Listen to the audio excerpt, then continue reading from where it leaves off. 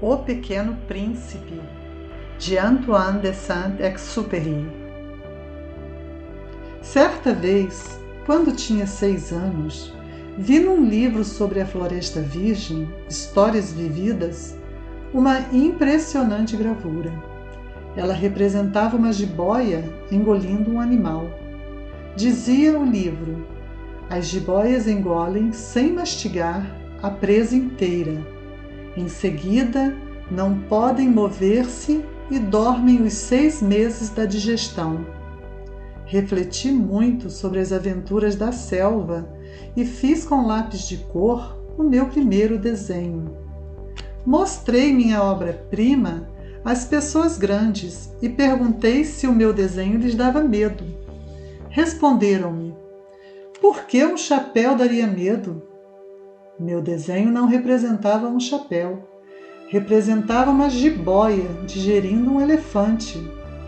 Desenhei então o interior da jiboia, a fim de que as pessoas grandes pudessem entender melhor.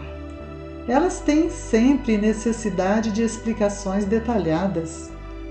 As pessoas grandes aconselharam-me a deixar de lado os desenhos de jiboias abertas ou fechadas e a dedicar-me de preferência à geografia, à história, à matemática, à gramática. Foi assim que abandonei aos 6 anos uma promissora carreira de pintor. Fora desencorajado pelo insucesso do meu desenho número 1 e do meu desenho número 2. As pessoas grandes não compreendem nada sozinhas, e é cansativo para as crianças ficar toda hora explicando. Tive então que escolher outra profissão e aprendi a pilotar aviões.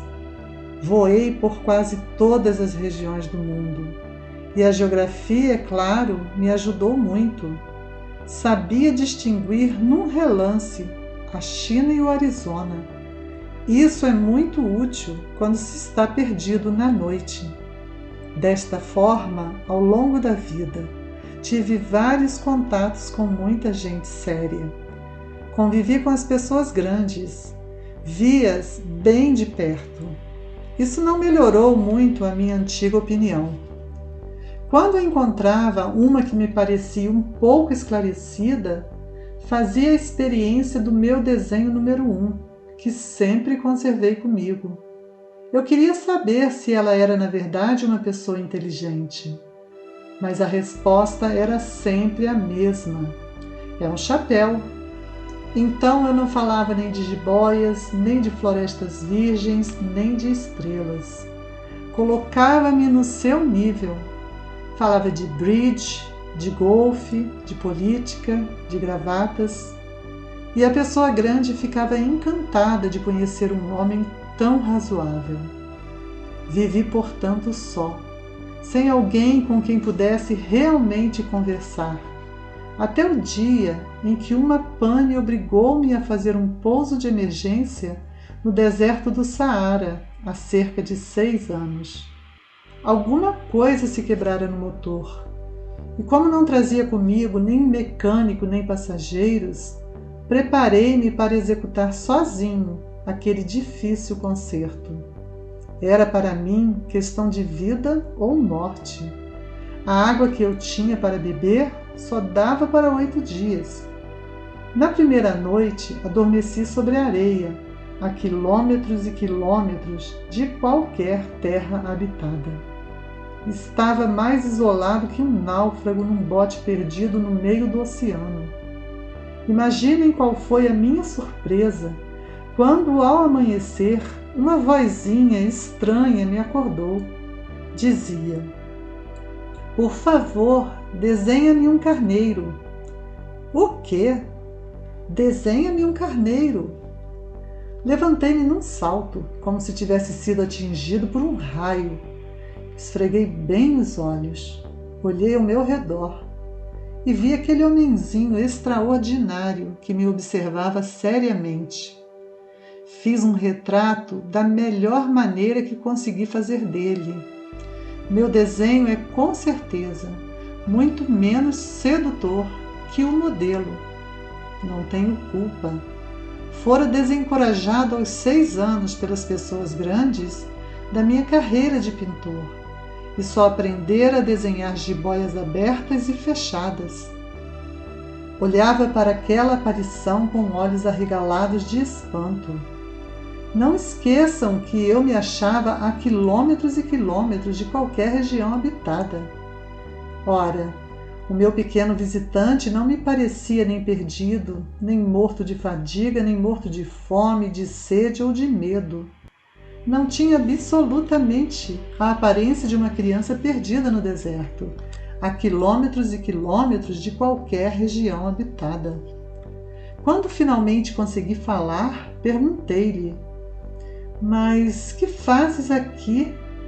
E ele repetiu então lentamente, como se estivesse dizendo algo muito sério: "Por favor, desenha-me um carneiro." Quando o mistério é impressionante demais, a gente não ousa desobedecer. Por mais absurdo que aquilo me parecesse, a quilômetros e quilômetros de todos os lugares habitados e com a vida em perigo, tirei do bolso uma folha de papel e uma caneta. Mas lembrei-me então de que eu havia estudado principalmente geografia, história, matemática e gramática, e disse ao pequeno visitante, com um pouco de mau humor, que eu não sabia desenhar. Respondeu-me: "Não tem importância, desenha-me um carneiro." Como jamais houvesse desenhado um carneiro, refiz para ele um dos 2 únicos desenhos que sabia, o da jiboia fechada. E fiquei surpreso ao ouvir o garoto replicar: "Não, não, eu não quero um elefante numa jiboia. A jiboia é perigosa e o elefante toma muito espaço. Tudo é pequeno onde eu moro. Preciso é de um carneiro. Desenha-me um carneiro." Então eu desenhei. Ele olhou atentamente e disse: "Não, esse já está muito doente. Desenha outro." Desenhei de novo. Meu amigo sorriu paciente. "Bem, vês que isso não é um carneiro. É um bode. Olha os chifres." Fiz mais uma vez o desenho, mas ele foi recusado como os anteriores. "Esse aí é muito velho. Quero um carneiro que viva muito tempo." Então, perdendo a paciência, e como tinha pressa em desmontar o motor, rabisquei uma caixa com 3 furos e arrisquei: "Esta é a caixa. O carneiro que queres está aí dentro." E fiquei surpreso ao ver iluminar-se a face do meu pequeno juiz. Era assim mesmo que eu queria. Será preciso muito capim para esse carneiro? Por quê? Porque é muito pequeno onde eu moro. Qualquer coisa chega. Eu te dei somente um carneirinho. Inclinou a cabeça sobre o desenho. Não é tão pequeno assim. Olha, ele adormeceu. E foi assim que conheci um dia o Pequeno Príncipe. Levei algum tempo para entender de onde ele viera. O príncipezinho, que me fazia milhares de perguntas, parecia nunca escutar as minhas. Palavras pronunciadas ao acaso é que foram pouco a pouco revelando sua história. Assim, quando viu pela primeira vez meu avião, perguntou-me: "Que coisa é aquela?" "Não é uma coisa, aquilo voa, é um avião, o meu avião." Eu estava orgulhoso de lhe dizer que eu voava. Então ele perguntou meio assustado: "Como? Tu caíste do céu?" "Sim", respondi humildemente. "Ah, isso é engraçado." E o Pequeno Príncipe deu uma bela risada que me irritou profundamente. Gosto que levem a sério as minhas desgraças. Em seguida acrescentou: "Então tu também vens do céu? De que planeta tu és?" Vislumbrei um clarão no mistério da sua origem e perguntei repentinamente: "Tu vens então de outro planeta?" Mas ele não me respondeu.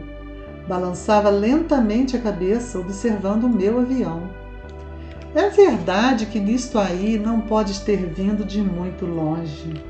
Mergulhou então num pensamento que durou algum tempo. Depois, tirando do bolso o meu carneiro, ficou contemplando o seu tesouro. Imaginem como eu ficara intrigado com aquela simples menção a outros planetas. Esforcei-me então por saber um pouco mais. De onde vens, meu caro? Onde é a tua casa? Para onde queres levar meu carneiro? Ficou algum tempo em silêncio e depois respondeu: O bom é que a caixa que me deste poderá à noite servir de casa para ele. Sem dúvida. E se tu fores um bom menino, te darei também uma corda para amarrá-lo durante o dia e uma estaca para prendê-lo. A proposta pareceu chocá-lo. Amarrar? Que ideia estranha! Mas se tu não o amarrares, ele vai-se embora e se perde. E meu amigo deu uma nova risada. Mas aonde pensas que ele vai? Não sei, por aí, andando sempre em frente. Então o pequeno príncipe disse muito sério: Não faz mal, é tão pequeno onde moro. E depois, talvez com um pouco de tristeza, acrescentou ainda: Quando a gente anda sempre em frente, não pode mesmo ir longe. Eu aprender assim uma segunda coisa importantíssima. Seu planeta de origem era pouco maior que uma casa. Para mim, isso não era surpresa. Eu sabia que além dos grandes planetas, Terra, Júpiter, Marte ou Vênus, aos quais se deram nomes, há centenas e centenas de outros, por vezes tão pequenos, que mal se veem no telescópio. Quando um astrônomo descobre um deles, dá-lhe por nome um número. Chama-o, por exemplo, asteroide 325. Tenho sérias razões para supor que o planeta de onde viera o príncipe era o asteroide B612. Esse asteroide só foi visto uma vez ao telescópio, em 1909, por um astrônomo turco. Ele fizera na época uma grande demonstração da sua descoberta, num congresso internacional de astronomia. Mas ninguém lhe dera crédito por causa das roupas típicas que usava. As pessoas grandes são assim. Felizmente, para a reputação do asteroide B612, um ditador turco obrigou o povo, sob pena de morte, a vestir-se à moda europeia. O astrônomo repetiu sua demonstração em 1920, vestido numa elegante casaca. Então, dessa vez, todo mundo acreditou. Se lhes dou esses detalhes sobre o asteroide B612 e lhes confio o seu número, é por causa das pessoas grandes. Elas adoram os números. Quando a gente lhes fala de um novo amigo, as pessoas grandes jamais se interessam em saber como ele realmente é. Não perguntam nunca: qual é o som da sua voz? Quais os brinquedos que prefere? Será que ele coleciona borboletas? Mas perguntam: qual é a sua idade? Quantos irmãos ele tem? Quanto pesa? Quanto seu pai ganha? Somente assim é que elas julgam conhecê-lo. Se dizemos às pessoas grandes: vi uma bela casa de tijolos cor-de-rosa, gerânios na janela, pombas no telhado, elas não conseguem de modo algum fazer uma ideia da casa. É preciso dizer-lhes: vi uma casa de 600 mil reais. Então elas exclamam: que beleza! Assim, se a gente lhes disser: a prova de que o príncipezinho existia é que ele era encantador, que ele ria e que ele queria um carneiro, quando alguém quer um carneiro, é porque existe. Elas pouco se importarão e nos chamarão de crianças. Mas se dissermos: o planeta de onde ele vinha é o asteroide B612, ficarão inteiramente convencidas e não amolarão com perguntas. Elas são assim mesmo. É preciso não lhes querer mal por isso. As crianças têm que ter muita paciência com as pessoas grandes. Mas com certeza, para nós que compreendemos o significado da vida, os números não têm tanta importância. Gostaria de ter começado esta história como nos contos de fada. Gostaria de ter começado assim. Era uma vez um pequeno príncipe que habitava um planeta pouco maior que ele e que precisava de um amigo. Para aqueles que compreendem a vida, isso pareceria, sem dúvida, muito mais verdadeiro. Não gosto que leiam meu livro superficialmente. Dá-me tanta tristeza narrar estas lembranças. Já faz 6 anos que meu amigo se foi com seu carneiro. Se tento descrevê-lo aqui, é justamente porque não quero esquecê-lo. É triste esquecer um amigo. Nem todo mundo tem um amigo. E eu corro o risco de ficar como as pessoas grandes, que só se interessam por números. Foi por isso que comprei um estojo de aquarelas e alguns lápis. É difícil voltar a desenhar na minha idade, principalmente quando não se fez outra tentativa além das jiboias fechadas e abertas aos 6 anos. Experimentarei, é claro, fazer os retratos mais fiéis que puder, mas não tenho muita certeza de conseguir. Um desenho parece passável, outro já é inteiramente diferente. Engano-me também no tamanho. Ora o príncipezinho está muito grande, ora pequeno demais. Hesito também quanto à cor de suas roupas. Vou arriscando então aqui e ali.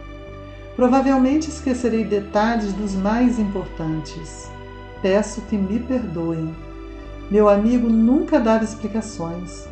Julgava-me talvez semelhante a ele, mas infelizmente não sei ver carneiros através de caixas. Talvez eu seja um pouco como as pessoas grandes. Devo ter envelhecido. A cada dia eu ficava sabendo mais alguma coisa do seu planeta, da partida, da viagem. Mas isso devagarzinho, ao acaso das informações colhidas de suas observações. Foi assim que vim a conhecer no 3º dia o drama dos baobás. Dessa vez ainda foi graças ao carneiro, pois de repente o pequeno príncipe me perguntou como se tivesse um sério problema. É verdade que os carneiros comem arbustos? Sim, é verdade. Ah, que bom!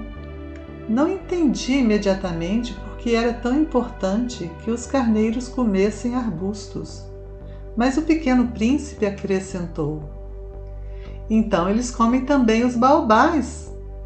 Expliquei ao príncipezinho que os baobás não são arbustos, mas árvores grandes como igrejas, e que mesmo que ele levasse consigo toda uma manada de elefantes, eles não chegariam a destruir um único baobá. A ideia de uma manada de elefantes fez o pequeno príncipe rir. Seria preciso colocar um em cima do outro, mas sabiamente observou em seguida: os baobás antes de crescerem são pequenos. É verdade, mas por que tu desejas que os carneiros comam os baobás pequenos? Ora, vejamos, respondeu-me como se tratasse de algo óbvio, e foi-me preciso um grande esforço para decifrar sozinho esse problema. De fato, no planeta do Pequeno Príncipe, havia, como em todos os outros planetas, ervas boas e más. Consequentemente, sementes boas de ervas boas e sementes más de ervas más. Mas as sementes são invisíveis.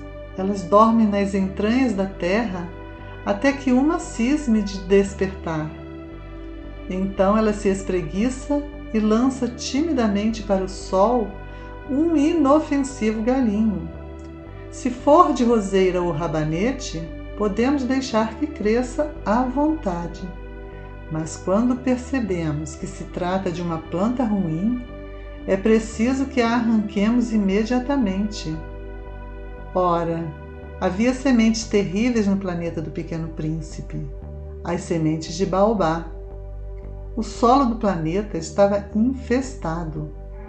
E quando não se descobre que aquela plantinha é um baobá, nunca mais a gente consegue se livrar dela, pois suas raízes penetram o planeta todo, atravancando-o. E se o planeta for pequeno e os baobás numerosos, o planeta acaba rachando. É uma questão de disciplina, disse mais tarde o príncipezinho. Quando a gente acaba a higiene matinal, começa a fazer com cuidado a higiene do planeta. É preciso que nos habituemos a arrancar regularmente os baobás logo que se diferenciem das roseiras, com as quais muitos se parecem quando pequenos. É um trabalho sem graça, mas de fácil execução. E um dia aconselhou-me a fazer um belo desenho para que as crianças do meu planeta tomassem consciência desse perigo.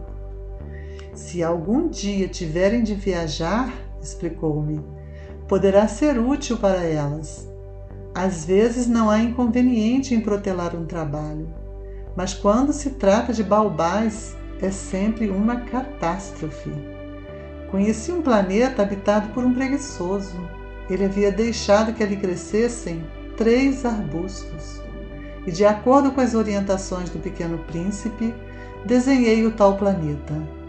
Não gosto de assumir o tom de moralista, mas o perigo dos baobás é tão pouco conhecido e tão grandes são os riscos para aquele que um dia se perca num asteroide, que ao menos uma vez abro exceção e digo: crianças, cuidado com os baobás.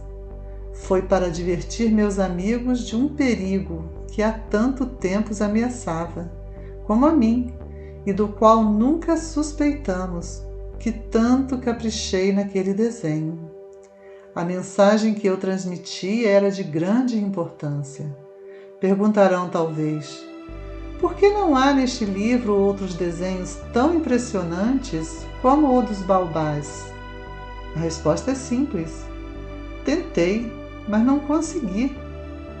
Quando desenhei os baobás, estava inteiramente tomado pela iminência do seu perigo. Ah, Pequeno Príncipe, assim eu comecei a compreender pouco a pouco os segredos da tua triste vidinha. Durante muito tempo não tiveste outra distração a não ser a doçura do pôr do sol. Aprendi esse novo detalhe quando me disseste na manhã do 4º dia: gosto muito de pôr do sol, vamos ver um? Mas é preciso esperar.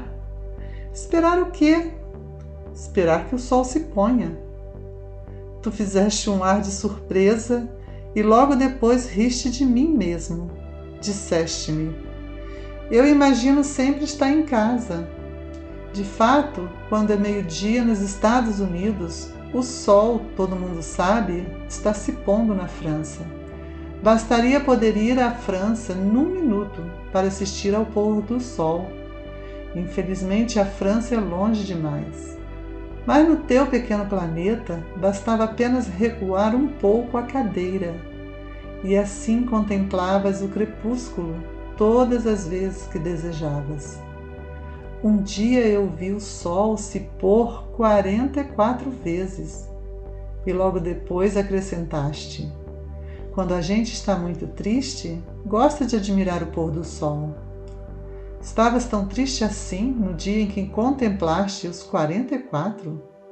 Mas o príncipezinho não respondeu. No 5º dia, sempre graças ao carneiro, um segredo da vida do Pequeno Príncipe me foi revelado. Perguntou-me sem rodeios, como se fosse o resultado de uma longa reflexão: um carneiro, se come arbusto, come também as flores? Um carneiro come tudo o que encontra. Mesmo as flores que têm espinhos? Sim, mesmo as que têm. Então, para que servem os espinhos? Eu não sabia. Estava ocupadíssimo naquele instante, tentando desatarrachar do motor um parafuso muito apertado. Estava bastante preocupado, pois a pane estava começando a parecer muito grave, e a água que tinha para beber era tão pouca que eu temia o pior. Para que servem os espinhos? O pequeno príncipe jamais desistia de uma pergunta uma vez que a tivesse feito. Mas eu estava irritado com o parafuso e respondi qualquer coisa. Espinhos não servem para nada, são pura maldade das flores. Oh! Mas após um silêncio, ele me disse com uma espécie de rancor: Não acredito. As flores são fracas, ingênuas, defendem-se como podem. Elas se julgam poderosas com seus espinhos. Não respondi. Naquele instante eu pensava: se esse parafuso não afrouxar, vou fazê-lo soltar com uma martelada. O príncipezinho perturbou de novo meus pensamentos. E tu acha então que as flores... Ora, eu não acho nada. Respondi qualquer coisa. Eu só me ocupo com coisas sérias. E olhou-me surpreso. Coisas sérias? Ele me via de martelo em punho, dedos sujos de graxa, curvados sobre um objeto que lhe parecia muito feio. Tu fala como as pessoas grandes. Senti um pouco de vergonha, mas ele acrescentou implacável: Tu confundes todas as coisas, misturas tudo. Ele estava realmente muito irritado. Sacudiam ao vento seus cabelos dourados. Conheço um planeta onde há um sujeito vermelho quase roxo. Nunca cheirou uma flor, nunca olhou uma estrela, nunca amou ninguém, nunca fez outra coisa senão contas. E o dia todo repete como tu: Eu sou um homem sério, eu sou um homem sério. E isso faz inchar-se de orgulho. Mas ele não é um homem, é um cogumelo. Um quê? Um cogumelo. O príncipe estava agora pálido de cólera. Há milhões e milhões de anos que as flores produzem espinhos. Há milhões e milhões de anos que, apesar disso, os carneiros as comem. E não será importante procurar saber por que elas perdem tanto tempo produzindo espinhos inúteis? Não terá importância a guerra dos carneiros e das flores? Não será mais importante que as contas do tal sujeito? E se eu, por minha vez, conheço uma flor única no mundo, que só existe no meu planeta, e que um belo dia um carneirinho pode destruir num só golpe, sem saber o que faz, isso não tem importância. Corou um pouco e continuou em seguida: Se alguém ama uma flor da qual só existe um exemplar em milhões e milhões de estrelas, isso basta para fazê-lo feliz quando a contempla. Ele pensa: minha flor está lá em algum lugar. Mas se o carneiro come a flor, para ele é como se todas as estrelas repentinamente se apagassem. E isso não tem importância. Não conseguiu dizer mais nada. Imediatamente se pôs a soluçar. A noite caíra. Larguei as ferramentas. Ria-me do martelo, do parafuso, da sede e da morte. Havia numa estrela, num planeta, o meu, a Terra, um príncipezinho a consolar. Tomei-o nos braços, embalei-o e lhe dizia: A flor que tu amas não está em perigo. Vou desenhar uma focinheira para o carneiro, uma cerca para a tua flor. Eu não sabia o que dizer. Sentia-me envergonhado. Não sabia como consolá-lo, como me aproximar dele.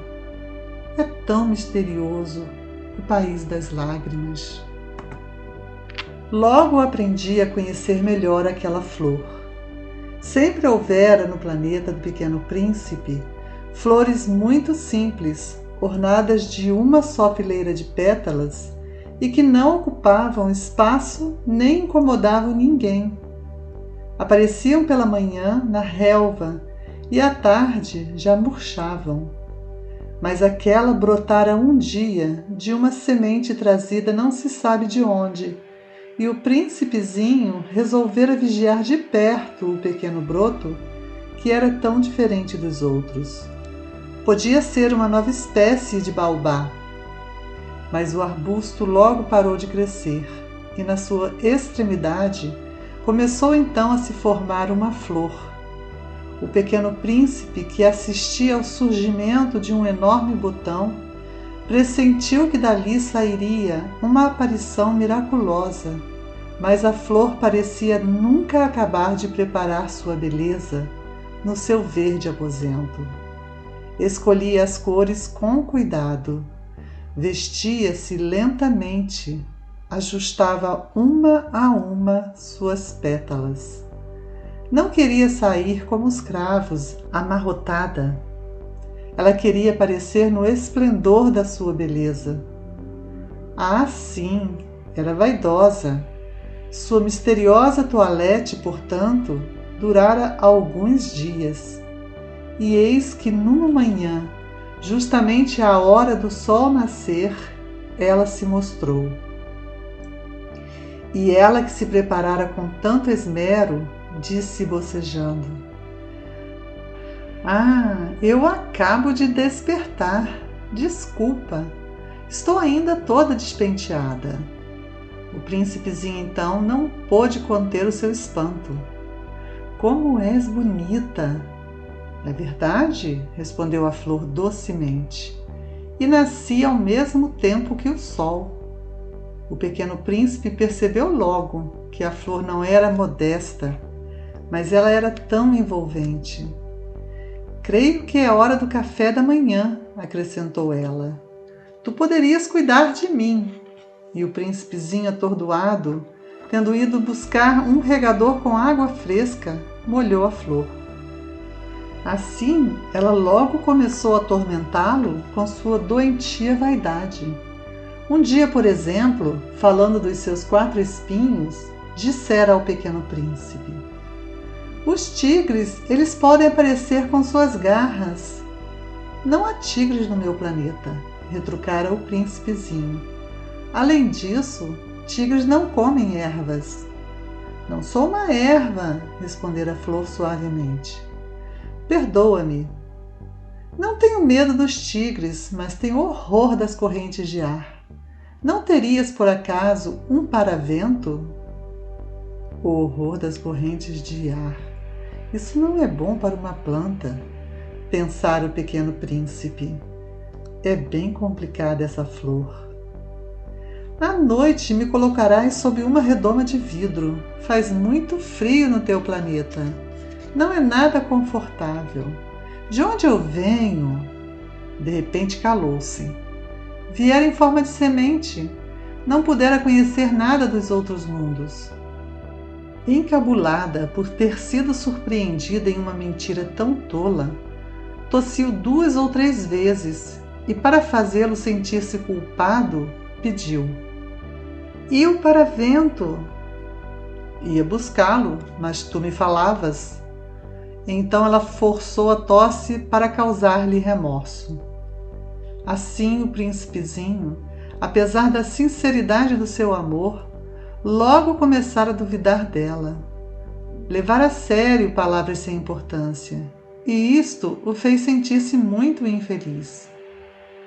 "Não devia tê-lo escutado", confessou-me um dia. "Não se deve nunca escutar as flores. Basta admirá-las, sentir seu aroma. A minha perfumava todo o planeta, mas eu não sabia como desfrutá-la.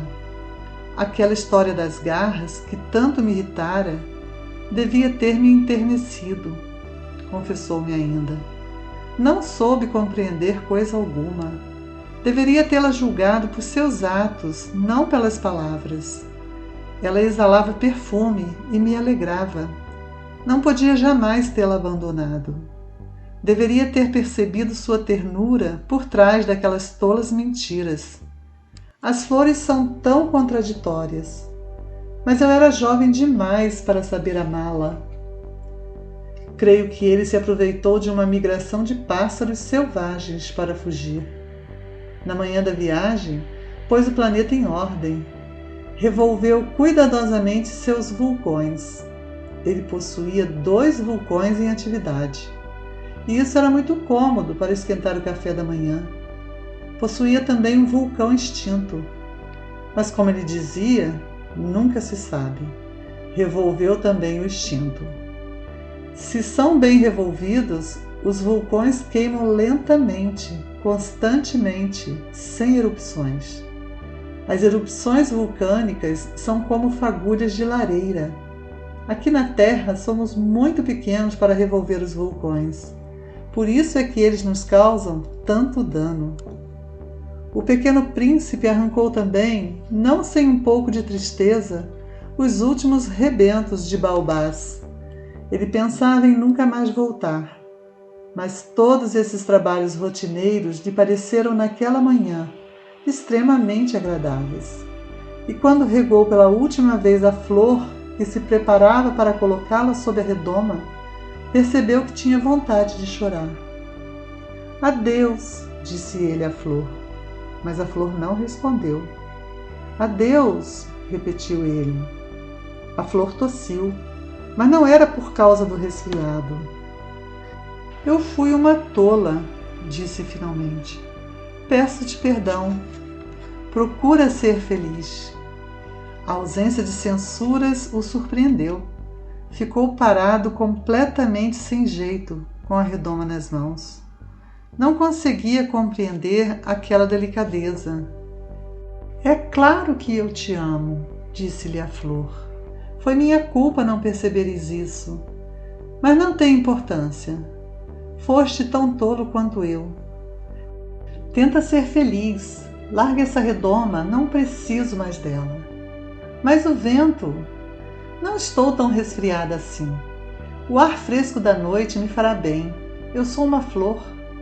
"Mas os bichos?" "É preciso que eu suporte 2 ou 3 larvas se quiser conhecer as borboletas. Dizem que são tão belas. Do contrário, quem virá visitar-me?" "Tu estarás longe. Quanto aos bichos grandes, não tenho medo deles. Eu tenho as minhas garras." E ela mostrou ingenuamente seus 4 espinhos. Em seguida acrescentou: "Não demores assim, que é exasperante. Tu decidistes partir, então vai." Pois ela não queria que ele a visse chorar. Era uma flor muito orgulhosa. Ele se achava na região dos asteroides 325, 326, 327, 328, 329 e 330. Começou então a visitá-los, para desta forma ter uma atividade e se instruir. O primeiro era habitado por um rei. O rei sentava-se vestido de púrpura e arminho, num trono muito simples, embora majestoso. "Ah, eis um súdito!" exclamou o rei ao ver o visitante. E o príncipezinho perguntou a si mesmo: "Como ele pode reconhecer-me se jamais me viu?" Ele não sabia que para os reis o mundo é muito mais simples. Todos os homens são súditos. "Aproxima-te, para que eu te veja melhor", disse o rei, todo orgulhoso de poder ser rei para alguém. O pequeno príncipe olhou em volta para achar onde sentar-se, mas o planeta estava todo ocupado pelo magnífico manto de arminho. Ficou então de pé, mas como estava cansado, bocejou. "É contra a etiqueta bocejar na frente do rei", disse o monarca. "Eu o proíbo." "Não posso evitar", disse o príncipezinho sem jeito. "Fiz uma longa viagem e não dormi ainda." "Então", disse o rei, "eu te ordeno que bocejes. Há anos que não vejo ninguém bocejar. Os bocejos são uma raridade para mim. Vamos, boceja, é uma ordem." "Isso me intimida, assim eu não consigo", disse o pequeno príncipe enrubescido. "Respondeu o rei. Então Então eu te ordeno, ora bocejares e ora... Ele gaguejava um pouco e parecia envergonhado, porque o rei fazia questão de que sua autoridade fosse respeitada. Não tolerava desobediência. Era um monarca absoluto, mas como era muito bom, dava ordens razoáveis. Se eu ordenasse, costumava dizer, que um general se transformasse numa gaivota e o general não me obedecesse, a culpa não seria do general, seria minha. Posso sentar-me? Perguntou timidamente o príncipezinho. Eu te ordeno que te sentes, respondeu-lhe o rei, que puxou majestosamente um pedaço do manto de arminho. Mas o pequeno príncipe estava espantado. O planeta era minúsculo. Sobre quem reinaria o rei? Majestade, eu vos peço perdão por ousar interrogar-vos. Eu te ordeno que me interrogues, apressou-se o rei a dizer. Majestade, sobre quem reinais? Sobre tudo, respondeu o rei com uma grande simplicidade. Sobre tudo? O rei, com um gesto simples, indicou seu planeta, os outros planetas e também as estrelas. Sobre tudo isso? Sobre tudo isso, respondeu o rei. Pois ele não era apenas um monarca absoluto, era também um monarca universal. E as estrelas vos obedecem? Sem dúvida, disse o rei. Obedecem prontamente. Eu não tolero indisciplina. Tanto poder maravilhou o pequeno príncipe. Se ele fosse detentor desse poder, teria podido assistir não a 44, mas a 72, ou mesmo a 100, ou mesmo a 200 pôres do sol no mesmo dia, sem precisar nem mesmo afastar a cadeira. E como se sentisse um pouco triste ao pensar no seu pequeno planeta abandonado, ousou solicitar ao rei uma graça. Eu desejava ver um pôr do sol. Fazei-me esse favor. Ordenai ao sol que se ponha. Se eu ordenasse a meu general voar de uma flor a outra como borboleta, ou escrever uma tragédia, ou transformar-se numa gaivota, e o general não executasse a ordem recebida, quem, ele ou eu, estaria errado? Vós, respondeu com firmeza o príncipezinho.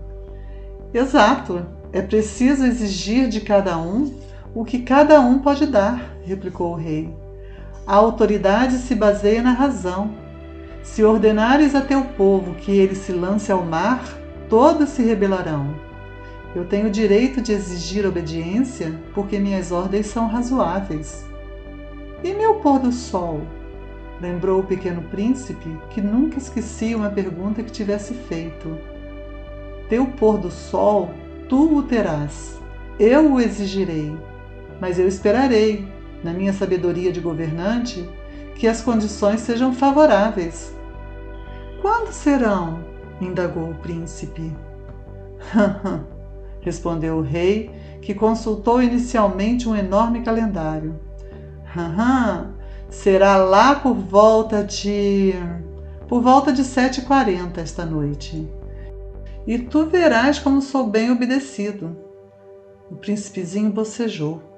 Sentia falta de seu pôr do sol. E também já estava começando a se aborrecer. Não tenho mais nada que fazer aqui, disse ao rei. Vou prosseguir minha viagem.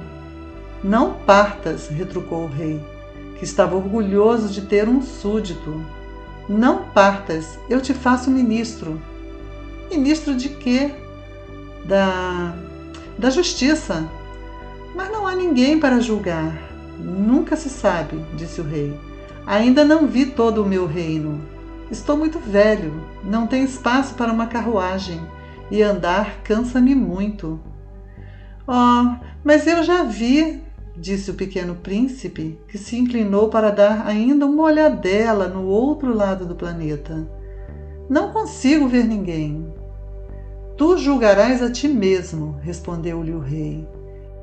É o mais difícil. É bem mais difícil julgar a si mesmo que julgar os outros. Se consegues fazer um bom julgamento de ti, És um verdadeiro sábio. Mas eu posso julgar a mim mesmo em qualquer lugar, replicou o príncipezinho.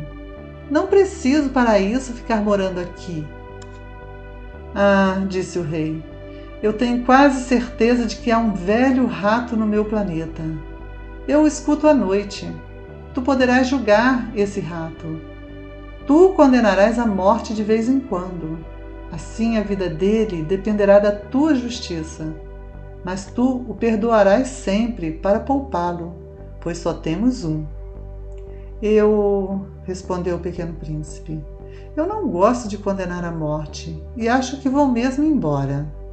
Não, disse o rei, mas o príncipezinho, tendo terminado os preparativos, não quis afligir o velho monarca. Se Vossa Majestade deseja ser prontamente obedecido, poderá dar-me uma ordem razoável. Poderia ordenar-me, por exemplo, que partisse em menos de 1 minuto. Parece-me que as condições são favoráveis. Como o rei não disse nada, o príncipe hesitou um pouco, depois suspirou e partiu. Eu te faço meu embaixador, apressou-se o rei em gritar. Tinha um ar de grande autoridade. As pessoas grandes são muito esquisitas, pensava o pequeno príncipe durante a viagem. O segundo planeta era habitado por um vaidoso. Ah, um admirador vem visitar-me, exclamou à distância o vaidoso, mal avistara o príncipezinho. Porque para os vaidosos, os outros homens são seus admiradores. Bom dia, disse o pequeno príncipe. Tu tens um chapéu engraçado. É para agradecer, exclamou o vaidoso. Para agradecer quando me aclamam. Infelizmente não passa ninguém por aqui. Ah, é? Disse o pequeno príncipe sem compreender. Bate tuas mãos uma na outra, sugeriu o vaidoso. O príncipezinho bateu as mãos uma na outra. O vaidoso agradeceu modestamente, erguendo o chapéu. Ah, isso é mais divertido que a visita ao rei, disse a si mesmo, e recomeçou a bater as mãos uma na outra. O vaidoso tornou a agradecer, tirando o chapéu. Após 5 minutos de exercício, o príncipezinho cansou-se com a monotonia daquele jogo. E para o chapéu cair, perguntou ele, que é preciso fazer? Mas o vaidoso não ouviu. Os vaidosos só ouvem os elogios. Não é verdade que tu me admiras muito? Perguntou ele ao pequeno príncipe. Que quer dizer admirar? Admirar significa reconhecer que eu sou o homem mais belo, mais bem vestido, mais rico e mais inteligente de todo o planeta. Mas só tu moras no teu planeta. Dá-me esse prazer, admira-me a si mesmo. Eu te admiro, disse o príncipezinho, dando de ombros. Mas de que te serve isso? E o pequeno príncipe foi-se embora. As pessoas grandes são de fato muito estranhas, pensou ele, continuando sua viagem. O planeta seguinte era habitado por um bêbado. Esta visita foi muito curta, mas deixou o príncipezinho mergulhado numa profunda tristeza. Que fazes aí? Perguntou ele ao bêbado, que se encontrava silenciosamente acomodado diante de inúmeras garrafas vazias e diversas garrafas cheias. Eu bebo, respondeu o bêbado com ar triste. Por que bebes? Perguntou-lhe o pequeno príncipe. Para esquecer, respondeu o beberrão. Esquecer o quê?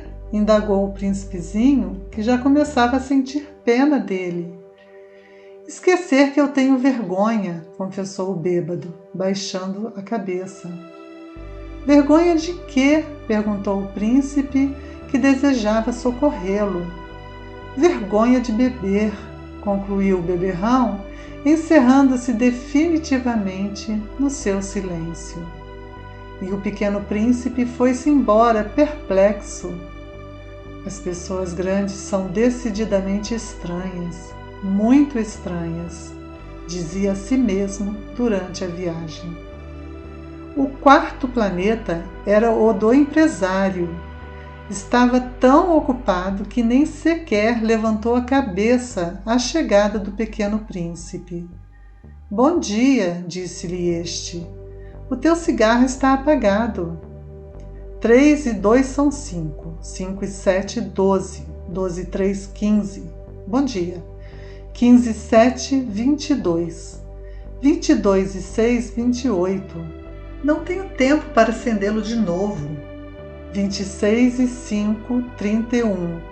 Uf! São 501.622.731. 500 milhões de quê? Hein? Ainda estás aí? 501 milhões de... Eu não sei mais. Tenho tanto trabalho. Sou um sujeito sério. Não me preocupo com futilidades. 2 e 5, 7. 500 milhões de quê? Repetiu o príncipezinho, que nunca na vida desistira de uma pergunta, uma vez que a tivesse feito. O empresário levantou a cabeça. Há 54 anos habito este planeta e só fui incomodado 3 vezes. A primeira vez foi há 22 anos, por um besouro que veio não sei de onde.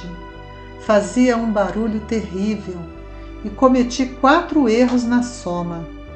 A segunda foi há 11 anos, quando tive uma crise de reumatismo, por falta de exercício. Não tenho tempo para passear. Sou um sujeito sério. A terceira é esta. Eu dizia, portanto, 501 milhões. Milhões de quê? O empresário compreendeu que não havia chance de ter paz. Milhões dessas coisinhas que se veem às vezes no céu. Moscas? Não. Essas coisinhas que brilham. Vagalumes? Também não. Essas coisinhas douradas que fazem sonhar os preguiçosos.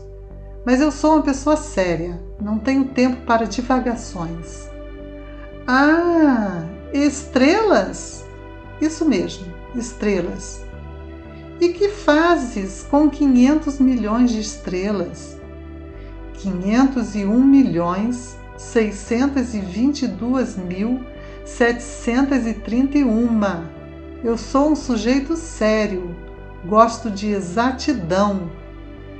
E que fazes com essas estrelas? O que faço com elas? Sim, nada, eu as possuo. Tu possuis as estrelas? Sim, mas eu já vi um rei que...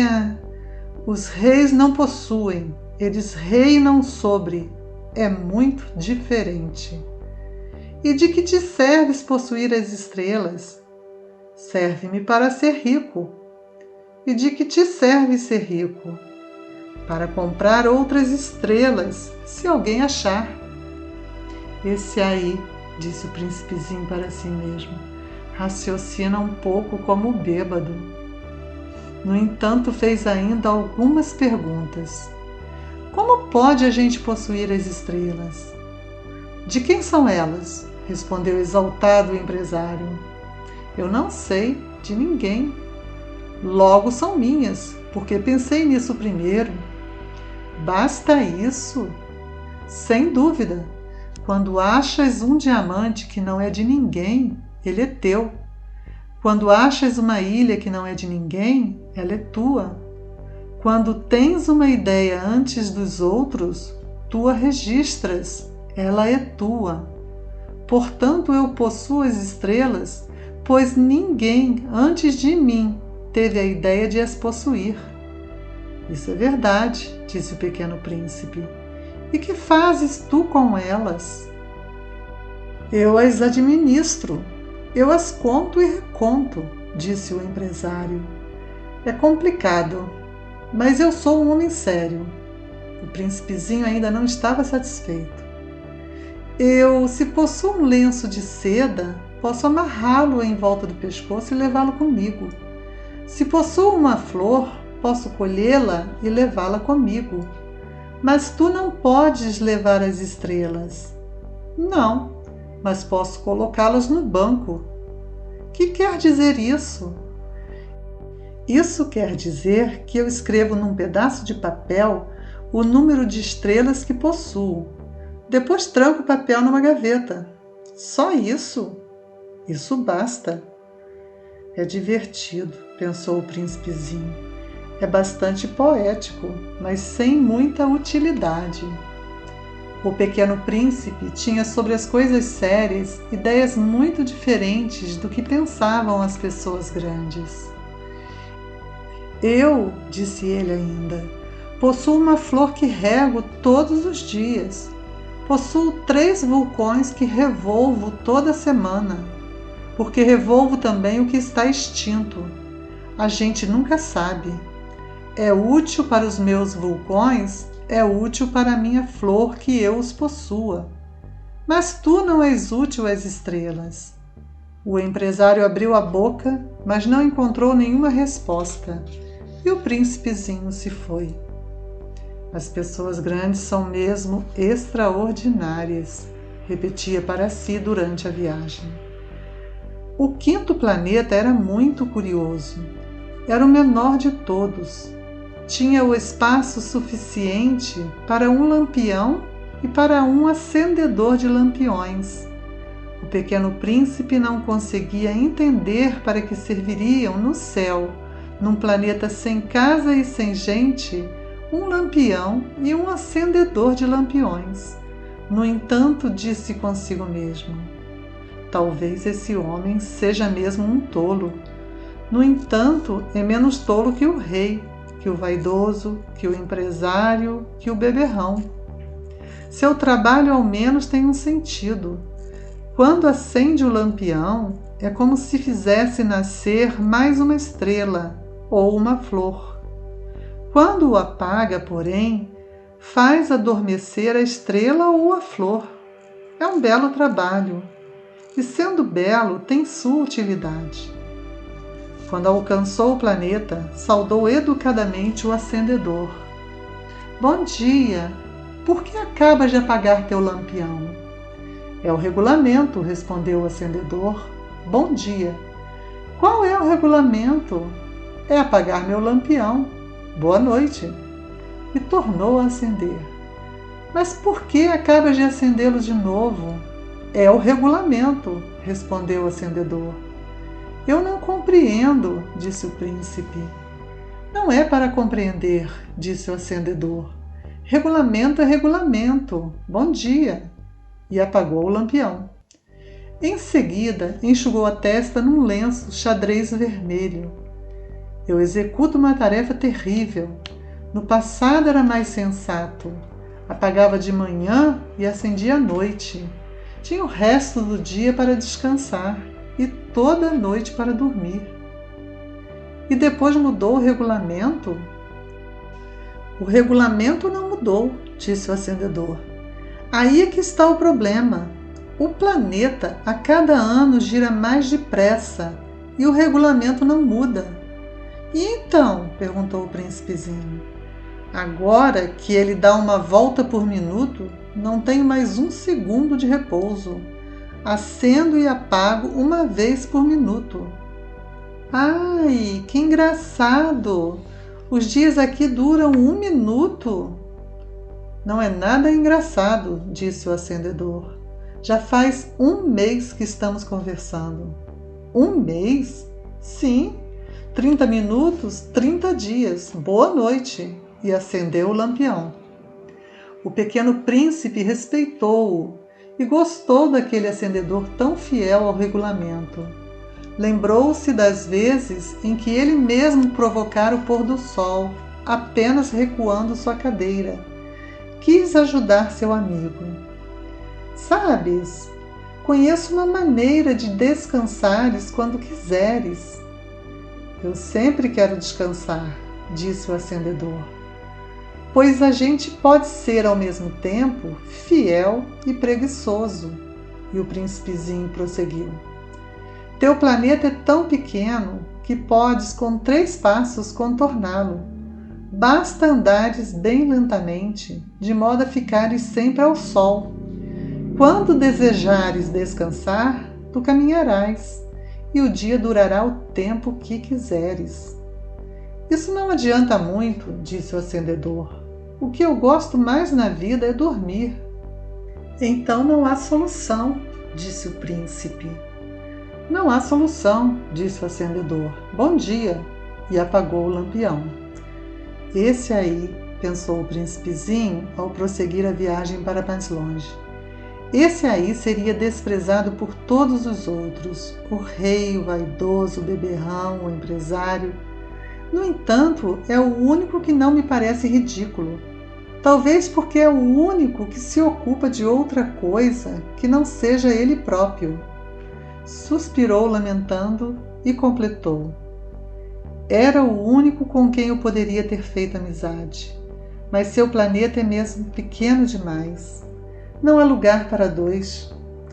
O que o pequeno príncipe não ousava admitir é que lamentava partir daquele planeta abençoado com 1440 pores do sol a cada 24 horas.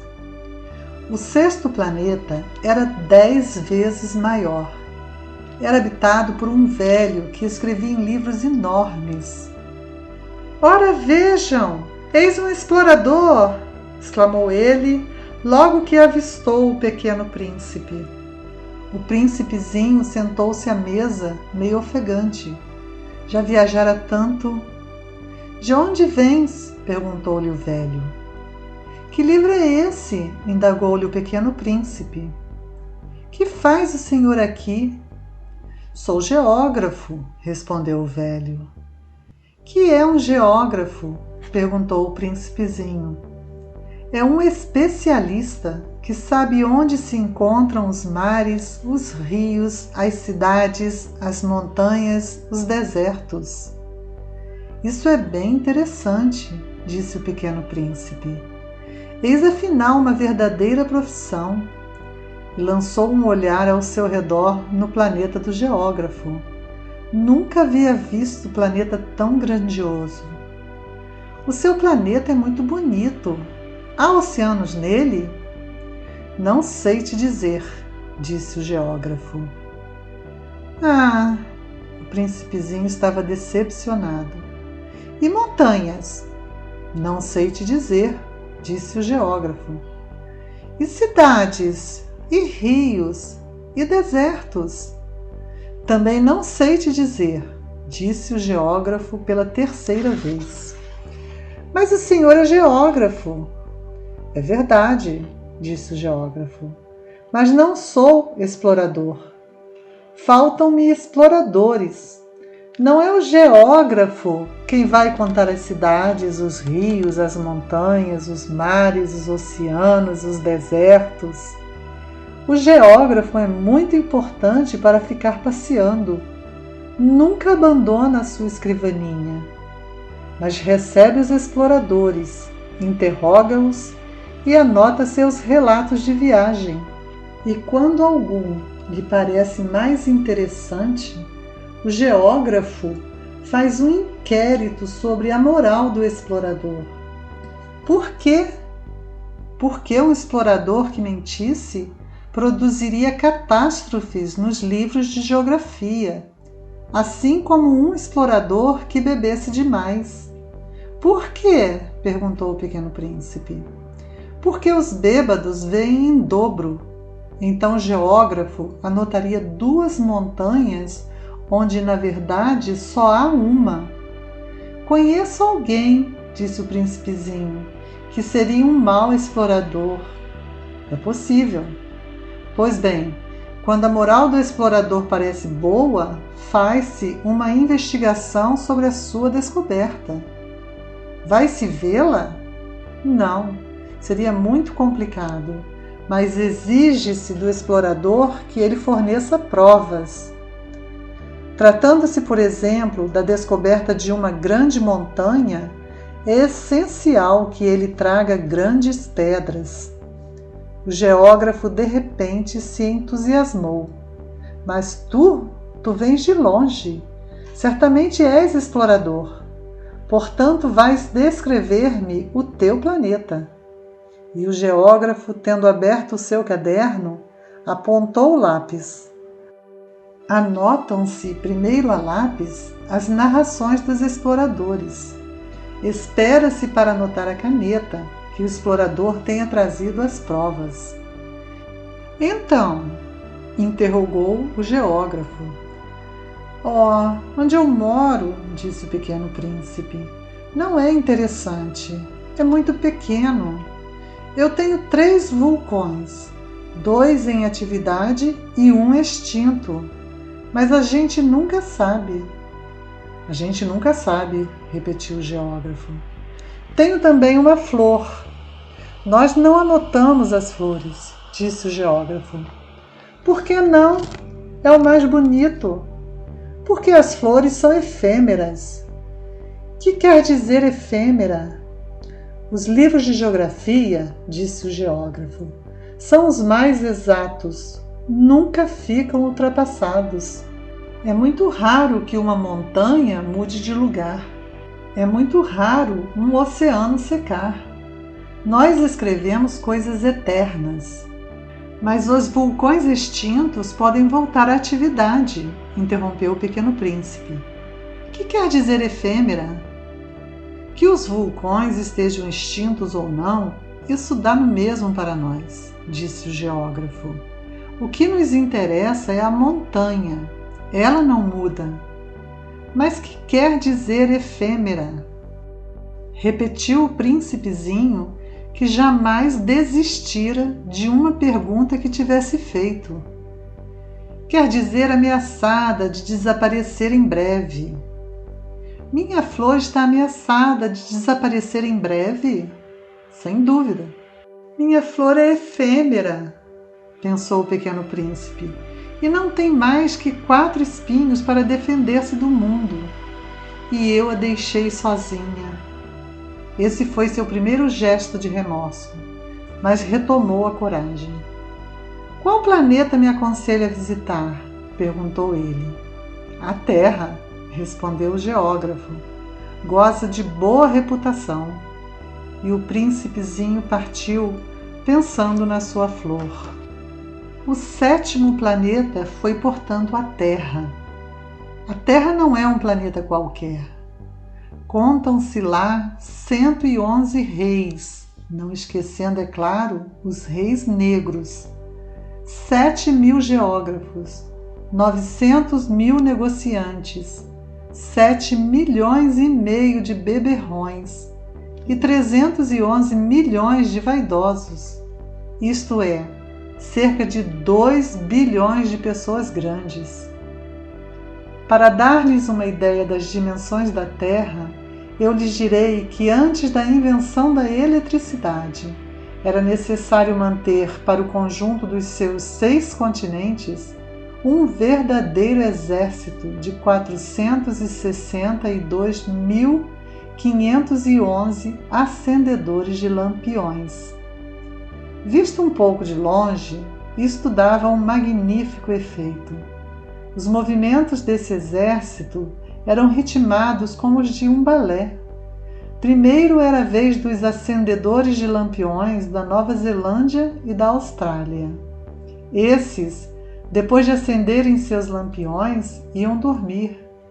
Entravam então na dança os acendedores de lampiões da China e da Sibéria.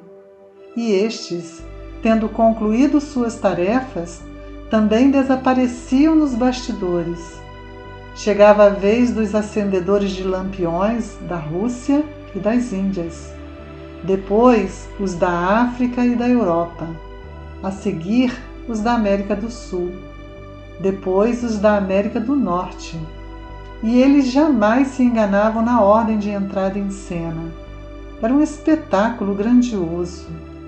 Apenas dois, o acendedor do único lampião do Polo Norte e o seu colega do único lampião do Polo Sul, levavam uma vida preguiçosa e negligente. Trabalhavam somente 2 vezes por ano. Quando a gente quer fazer graça, às vezes mente um pouco. Não fui lá muito honesto ao lhes falar dos acendedores de lampiões. Corro o risco de dar uma falsa ideia do nosso planeta àqueles que não o conhecem. Os homens ocupam, na verdade, muito pouco espaço na superfície da Terra. Se os 2 bilhões de habitantes que povoam a Terra se mantivessem de pé, colados uns aos outros, como para um comício, facilmente se acomodariam numa praça pública de 30 quilômetros de comprimento por 30 de largura. Poderíamos agrupar toda a humanidade na menor das ilhas do Pacífico. As pessoas grandes não acreditarão, é claro. Elas julgam ocupar muito espaço. Imaginam-se tão importantes quanto os baobás. Peçam-lhes então que façam as contas. Elas adoram os números, ficarão contentes com isso. Mas não percam seu tempo nessa matemática. É desnecessário. Sei que acreditam em mim. O pequeno príncipe, uma vez na terra, ficou muito surpreso por não ver ninguém. Já receava ter se enganado de planeta, quando um anel cor de lua se remexeu na areia. Boa noite, disse o príncipezinho. Boa noite, respondeu a serpente. Em que planeta me encontro? Perguntou o príncipe. Na Terra, na África, respondeu a serpente. Ah, e não há ninguém na Terra? Aqui é o deserto. Não há ninguém nos desertos. A terra é grande, disse a serpente. O pequeno príncipe sentou-se numa pedra e ergueu os olhos para o céu. As estrelas são todas iluminadas. Será que elas brilham para que cada um possa um dia encontrar a sua? Olha o meu planeta, está bem em cima de nós, mas como ele está longe. Teu planeta é belo, disse a serpente. Que vens fazer aqui? Tenho problemas com uma flor, disse o príncipe. Ah, exclamou a serpente. E se calaram. Onde estão os homens? Tornou a perguntar o príncipezinho. A gente se sente um pouco sozinho no deserto. Entre os homens, a gente também se sente só, disse a serpente. O pequeno príncipe olhou-a por um longo tempo. Tu és um bichinho engraçado, disse ele, fino como um dedo. Mas sou mais poderosa do que o dedo de um rei, disse a serpente. O príncipezinho sorriu. Tu não és tão poderosa assim. Não tens nem patas. Não podes sequer viajar. Eu posso levar-te mais longe que um navio, disse a serpente. Ela enrolou-se no tornozelo do pequeno príncipe como se fosse um bracelete de ouro. Aquele que eu toco, devolvo à terra de onde veio, continuou a serpente. Mas tu és puro e vens de uma estrela. O príncipezinho não respondeu.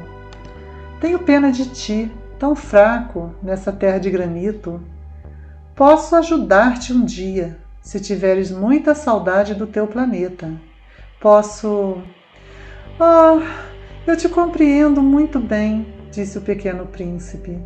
Mas por que falas sempre por enigmas? Eu os resolvo todos, disse a serpente. E calaram-se os dois. O pequeno príncipe atravessou o deserto e encontrou apenas uma flor de 3 pétalas, uma florzinha insignificante. Bom dia, disse o príncipe. Bom dia, disse a flor. Onde estão os homens? Perguntou ele educadamente. A flor um dia vira passar uma caravana. Os homens? Eu creio que existem 6 ou 7. Vi-os faz muito tempo, mas não se pode nunca saber onde se encontram. O vento os leva. Eles não têm raízes.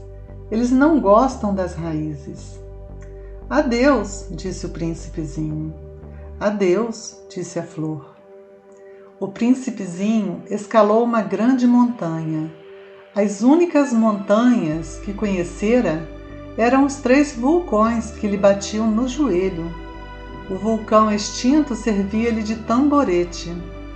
De uma montanha tão alta como esta, pensava ele, verei todo o planeta e todos os homens. Mas só viu pedras pontudas como agulhas. Bom dia, disse ele ao léu. Bom dia, bom dia, bom dia, respondeu o eco. Quem és tu? Perguntou o príncipezinho. Quem és tu? Quem és tu? Quem és tu? Respondeu o eco. Sejam meus amigos, eu estou só, disse ele. Estou só, estou só, estou só, respondeu o eco.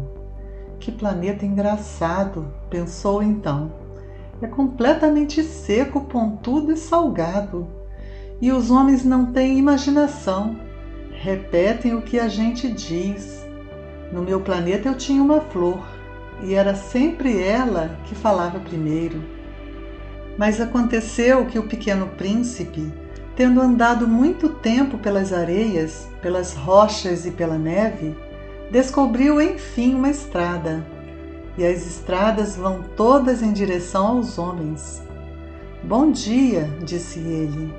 Era um jardim cheio de rosas. Bom dia, disseram as rosas. Ele as contemplou. Eram todas iguais à sua flor. Quem sois? Perguntou ele, espantado. Somos as rosas, responderam elas.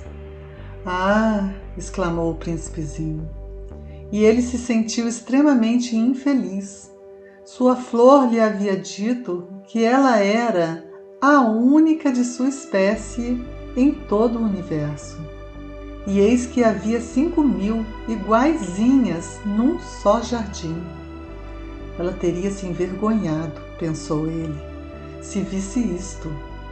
Começaria a tossir, simularia morrer para escapar ao ridículo, e eu seria obrigado a fingir que cuidava dela, porque senão, só para me humilhar, ela seria bem capaz de morrer de verdade. Depois refletiu ainda. Eu me julgava rico por ter uma flor única, e possuo apenas uma rosa comum. Uma rosa e 3 vulcões que não passam do meu joelho, estando um talvez extinto para sempre. Isso não faz de mim um príncipe muito poderoso. E deitado na relva, ele chorou. E foi então que apareceu a raposa. Bom dia, disse a raposa. Bom dia, respondeu educadamente o pequeno príncipe, que olhando à sua volta, nada viu. Eu estou aqui, disse a voz, debaixo da macieira. Quem és tu? Perguntou o príncipezinho. Tu és bem bonita. Sou uma raposa, disse a raposa. Vem brincar comigo, propôs ele. Estou tão triste. Eu não posso brincar contigo, disse a raposa. Não me cativaram ainda. Ah, desculpe, disse o príncipezinho. Mas após refletir acrescentou. Que quer dizer cativar? Tu não és daqui, disse a raposa. Que procuras? Procuro os homens, disse o pequeno príncipe. Que quer dizer cativar? Os homens, disse a raposa, têm fuzis e caçam. É assustador. Criam galinhas também. É a única coisa que fazem de interessante. Tu procuras galinhas? Não, disse o príncipe. Eu procuro amigos. Que quer dizer cativar? É algo quase sempre esquecido, disse a raposa. Significa criar laços. Criar laços? Exatamente, disse a raposa. Tu não és ainda para mim senão um garoto inteiramente igual a 100.000 outros garotos. E eu não tenho necessidade de ti. E tu também não tens necessidade de mim. Não passo a teus olhos de uma raposa igual a 100.000 outras raposas. Mas se tu me cativas, nós teremos necessidade um do outro. Serás para mim único no mundo, e eu serei para ti única no mundo. Começo a compreender, disse o pequeno príncipe. Existe uma flor, eu creio que ela me cativou. É possível, disse a raposa. Vê-se tanta coisa na terra. Oh, não foi na terra, disse o príncipezinho. A raposa pareceu intrigada. Num outro planeta? Sim. Há caçadores nesse planeta? Não. Que bom!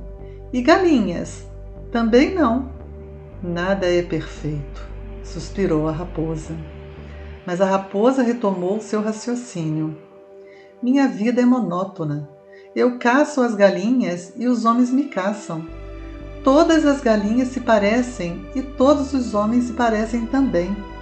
E isso me incomoda um pouco. Mas se tu me cativas, minha vida será como que cheia de sol.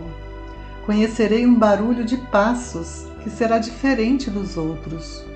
Os outros passos me fazem entrar debaixo da terra.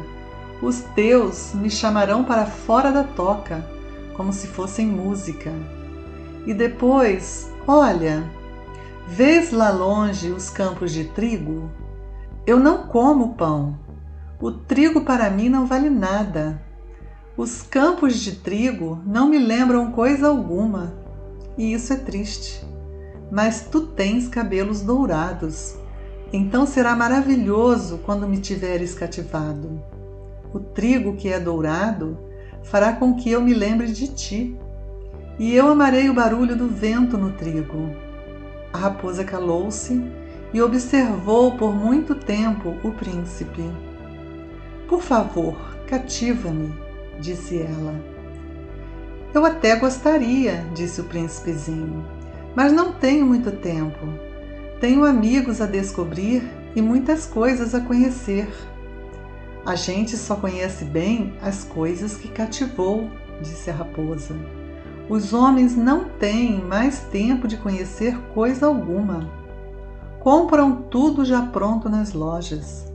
Mas como não existem lojas de amigos, os homens não têm mais amigos. Se tu queres um amigo, cativa-me. Que é preciso fazer? Perguntou o pequeno príncipe. É preciso ser paciente, respondeu a raposa. Tu te sentarás primeiro um pouco longe de mim, assim na relva. Eu te olharei com o canto do olho e tu não dirás nada. A linguagem é uma fonte de mal-entendidos, mas cada dia te sentarás mais perto. No dia seguinte, o príncipezinho voltou. Teria sido melhor se voltasses à mesma hora, disse a raposa.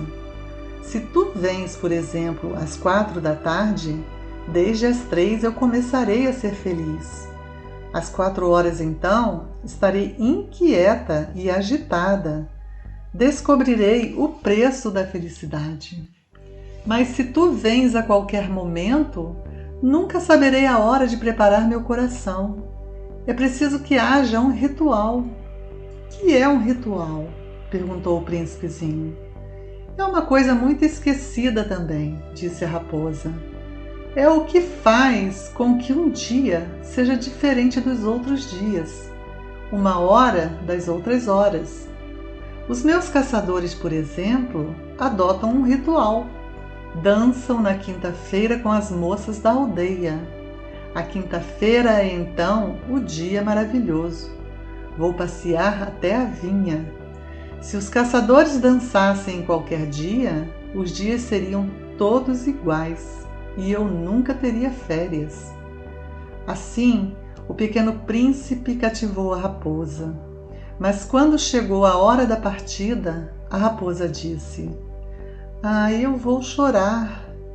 A culpa é tua, disse o príncipezinho. Eu não queria te fazer mal, mas tu quiseste que eu te cativasse? Quis, disse a raposa. Mas tu vais chorar, disse ele. Vou, disse a raposa. Então não terás ganhado nada. Terei sim, disse a raposa, por causa da cor do trigo. Depois ela acrescentou: vai rever as rosas, assim compreenderás que a tua é única no mundo. Tu voltarás para me dizer adeus e eu te presentearei com um segredo. O pequeno príncipe foi rever as rosas. Vós não sois absolutamente iguais à minha rosa. Vós não sois nada ainda. Ninguém ainda vos cativou, nem cativastes ninguém. Sois como era a minha raposa. Era uma raposa igual a 100.000 outras, mas eu a tornei minha amiga. Agora ela é única no mundo. E as rosas ficaram desapontadas. Sois belas, mas vazias, continuou ele. Não se pode morrer por vós. Um passante qualquer, sem dúvida, pensaria que a minha rosa se parece convosco. Ela sozinha é, porém, mais importante que todas vós, pois foi ela que eu reguei. Foi ela que pus sob a redoma. Foi ela que abriguei com o paravento. Foi por ela que eu matei as larvas, exceto 2 ou 3 por causa das borboletas. Foi ela que eu escutei se queixar ou se gabar, ou mesmo calar-se algumas vezes, já que ela é a minha rosa. E voltou então a raposa. Adeus, disse ele. Adeus, disse a raposa. Eis o meu segredo. É muito simples. Só se vê bem com o coração. O essencial é invisível aos olhos. O essencial é invisível aos olhos, repetiu o príncipezinho, para não se esquecer. Foi o tempo que perdeste com a tua rosa que a fez tão importante. Foi o tempo que eu perdi com a minha rosa, repetiu ele, para não se esquecer. Os homens esqueceram essa verdade, disse ainda a raposa. Mas tu não a deves esquecer. Tu te tornas eternamente responsável por aquilo que cativas. Tu és responsável pela tua rosa. Eu sou responsável pela minha rosa, repetiu o príncipezinho, para não se esquecer. Bom dia, disse o pequeno príncipe. Bom dia, respondeu o manobreiro. Que fazes aqui? Perguntou-lhe o príncipezinho. Eu separo os passageiros em blocos de 1000, disse o manobreiro. Despacho os trens que os carregam, ora para a direita, ora para a esquerda. E um trem iluminado, roncando como um trovão, fez tremer a cabine do manobreiro. Eles estão com muita pressa, disse o pequeno príncipe. O que estão procurando? Nem o homem da locomotiva sabe, disse o manobreiro. E apitou, vindo em sentido inverso, um outro trem iluminado. Já estão de volta? Perguntou o príncipe. Não são os mesmos, disse o manobreiro. É uma troca. Não estavam contentes onde estavam? Nunca estamos contentes onde estamos, disse o manobreiro. E o apito de um terceiro trem iluminado soou. Estão correndo atrás dos primeiros viajantes? Perguntou o pequeno príncipe. Não correm atrás de nada, disse o manobreiro. Estão dormindo lá dentro ou bocejando. Apenas as crianças apertam seus narizes contra as vidraças. Só as crianças sabem o que procuram, disse o príncipezinho. Perdem tempo com uma boneca de pano e a boneca se torna muito importante. E choram quando ela lhes é tomada. Elas são felizes, disse o manobreiro. Bom dia, disse o pequeno príncipe. Bom dia, disse o vendedor. Era um vendedor de pílulas especiais, que e saciavam a sede. Toma-se uma por semana e não é mais preciso beber. Por que vendes isso? Perguntou o príncipezinho. É uma grande economia de tempo, disse o vendedor. Os peritos calcularam. A gente ganha 53 minutos por semana. E o que se faz com esses 53 minutos? O que a gente quiser. Pensou o pequeno príncipe. Se tivesse 53 minutos para gastar, iria caminhando calmamente em direção a uma fonte. Estávamos no 8º dia de minha pane no deserto. Justamente quando bebia a última gota da minha reserva de água, foi que ouvi a história do vendedor. Ah, disse eu ao pequeno príncipe, são bem bonitas as tuas lembranças, mas eu não consertei ainda meu avião. Não tenho mais nada para beber e eu também seria feliz se pudesse ir caminhando em direção a uma fonte. Minha amiga raposa me disse... Meu caro, não se trata mais da raposa. Por quê? Porque vamos morrer de sede. Ele não compreendeu o meu raciocínio e respondeu: é bom ter tido um amigo, mesmo que a gente vá morrer. Eu estou muito contente de ter tido uma raposa como amiga. Ele não pode avaliar o perigo, pensei. Não tem nunca fome ou sede. Um raio de sol lhe basta. Mas ele me olhou e respondeu ao meu pensamento. Tenho sede também. Procuremos um poço. Eu fiz um gesto de desânimo. É absurdo procurar um poço ao acaso na imensidão do deserto. No entanto, pusemos-nos a caminho. Já tínhamos andado horas em silêncio quando a noite caiu e as estrelas começaram a brilhar. Eu as apreciava como num sonho, porque a sede me tornara febril. As palavras do pequeno príncipe ressoavam na minha memória. Tu tens sede também? Perguntei-lhe. Mas ele não respondeu à minha pergunta. Disse apenas: a água pode também ser boa para o coração. Não entendi a sua resposta e me calei. Eu bem sabia que não adiantava interrogá-lo. Ele estava cansado.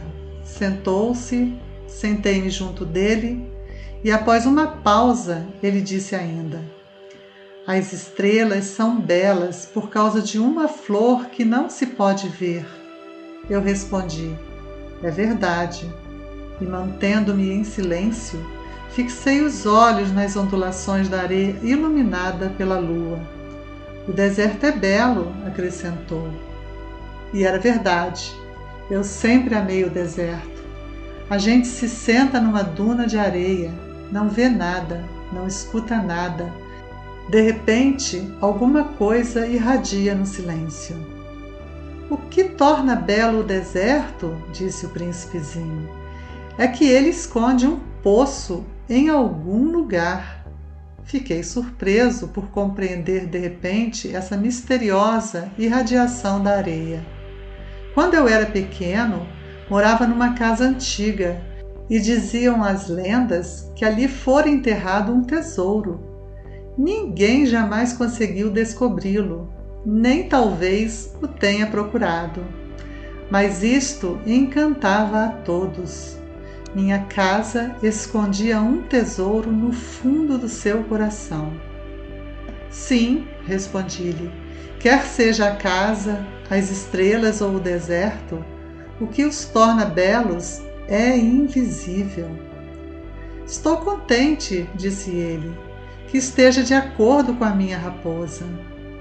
Como o príncipezinho adormecesse, tomei-o nos braços e prossegui a caminhada. Estava emocionado e tinha a impressão de carregar um frágil tesouro. Parecia-me mesmo não haver na terra nada mais frágil. Observava, à luz da lua, aquele rosto pálido, seus olhos fechados, suas mechas de cabelo que se agitavam com o vento, e pensava: O que eu vejo não passa de uma casca. O mais importante é invisível. Como seus lábios entreabertos esboçavam um sorriso, pensei ainda: o que tanto me comove nesse príncipe adormecido é sua fidelidade a uma flor. É a imagem de uma rosa que brilha nele como a chama de uma lamparina, mesmo quando ele dorme. E eu então o senti ainda mais frágil. É preciso proteger a chama com cuidado. Um simples sopro pode apagá-la. E continuando a caminhada, eu descobri o poço ao raiar do dia. Os homens, disse o pequeno príncipe, embarcam nos trens, mas já não sabem mais o que procuram. Então eles se agitam sem saber para onde ir. E acrescentou: e isso não leva a nada. O poço a que tínhamos chegado não se parecia de forma alguma com os poços do Saara. Os poços do Saara são simples buracos na areia. Aquele parecia um poço de aldeia, mas não havia ali aldeia alguma, e eu pensava estar sonhando. É estranho, disse eu ao príncipezinho.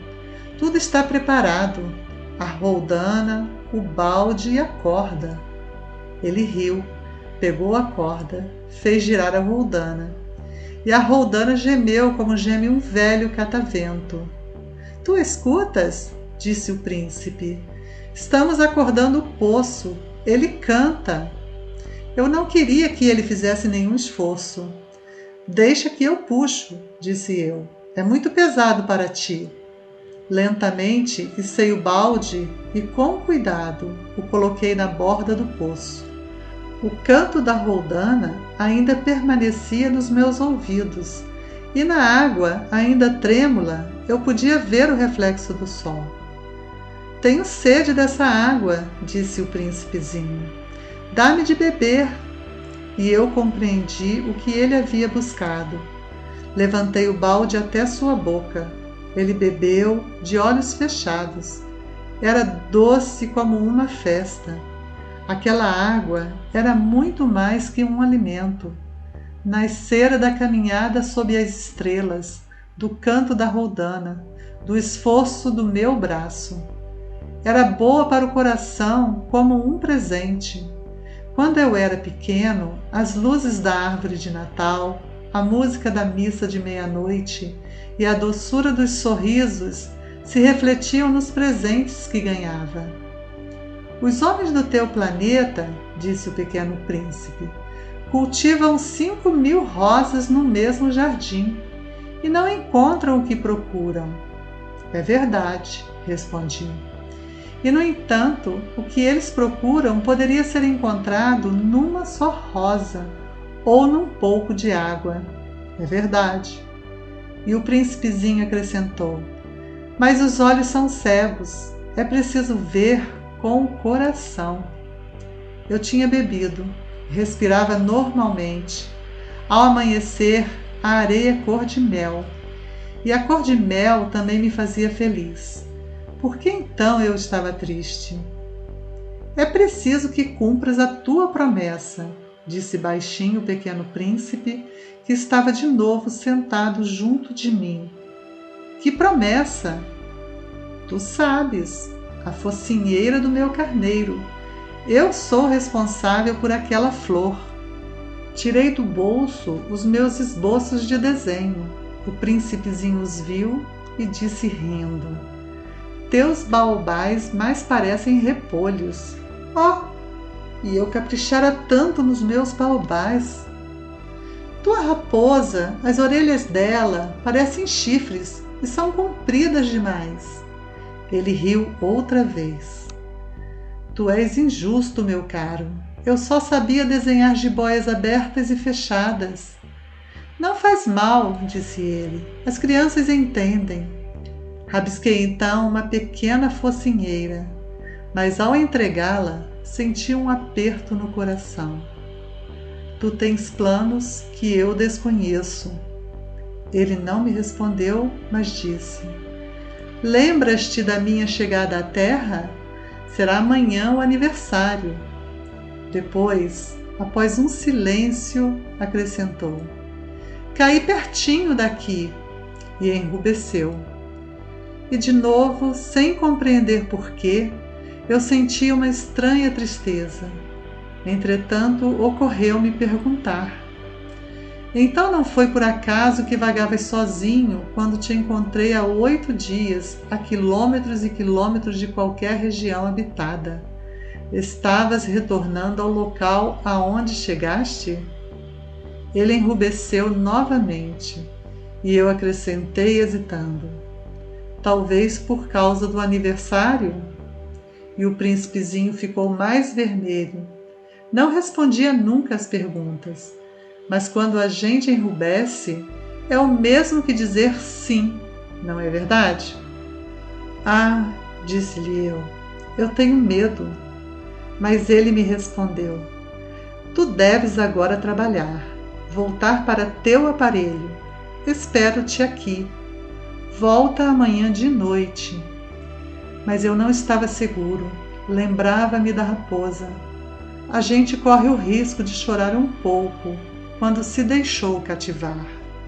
Havia ao lado do poço a ruína de um velho muro de pedra. Quando voltei do trabalho no dia seguinte, vi de longe o meu pequeno príncipe sentado no alto, com as pernas balançando, e o escutei dizer: tu não te lembras então? Não foi bem este o lugar. Uma outra voz lhe respondeu, porque ele replicou em seguida: não, não estou enganado. O dia é este, mas não é este o lugar. Prossegui em direção ao muro. Não enxergava nem ouvia ninguém, a não ser ele. No entanto, o príncipezinho replicou novamente: está bem, tu verás na areia onde começam as marcas dos meus passos. Basta-me esperar. Estarei lá esta noite.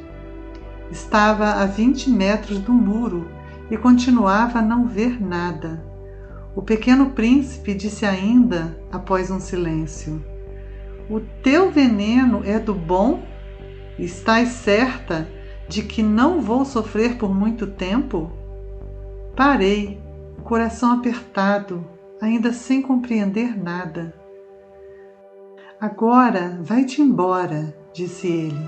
Eu quero descer. Então baixei os olhos para o pé do muro e dei um salto. Lá estava, erguida para o príncipezinho, uma dessas serpentes amarelas que nos liquidam em 30 segundos.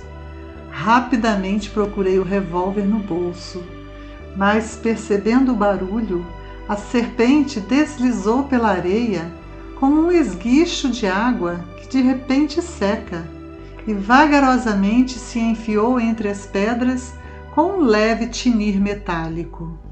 Cheguei ao muro a tempo de segurar nos braços o meu caro príncipe, pálido como a neve. Que história é essa? Tu conversas agora com as serpentes? Afrouxei o nó do lenço dourado que ele sempre usava no pescoço. Molhei sua testa.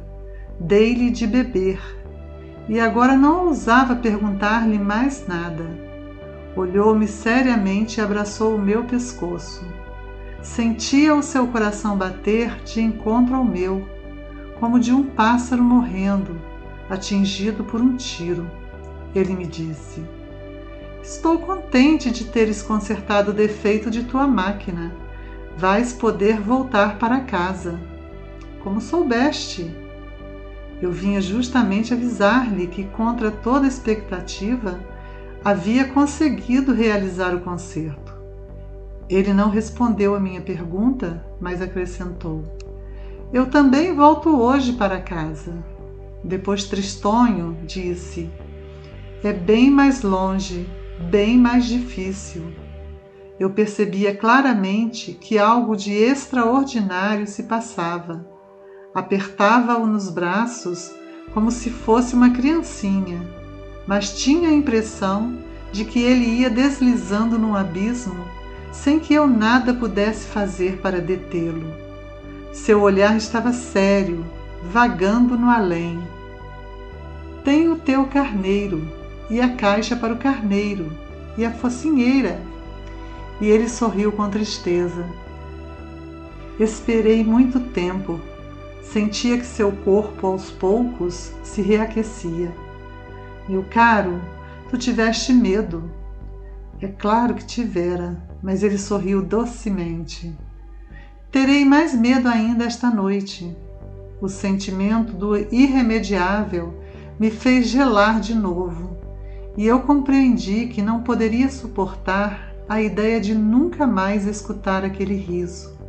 Ele era para mim como uma fonte no deserto. Meu caro, eu quero ainda escutar o teu riso. Mas ele me disse: faz já 1 ano esta noite. Minha estrela estará exatamente sobre o lugar aonde cheguei no ano passado.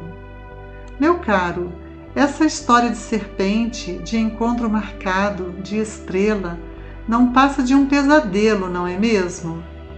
Mas ele não respondeu à minha pergunta e disse: o que é importante não se vê. Sim, eu sei. É como com a flor. Se tu amas uma flor que se acha numa estrela, é bom de noite olhar o céu.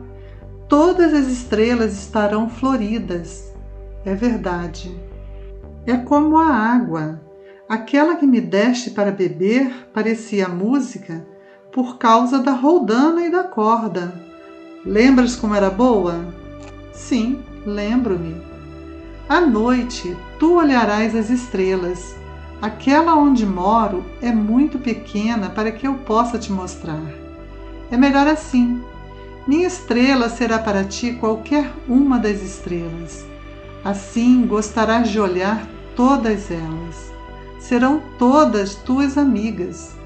E também eu lhe darei um presente. E ele riu outra vez. Ah, meu caro, meu querido amigo, como eu gosto de ouvir esse riso. Pois é ele o meu presente. Será como a água. Que queres dizer?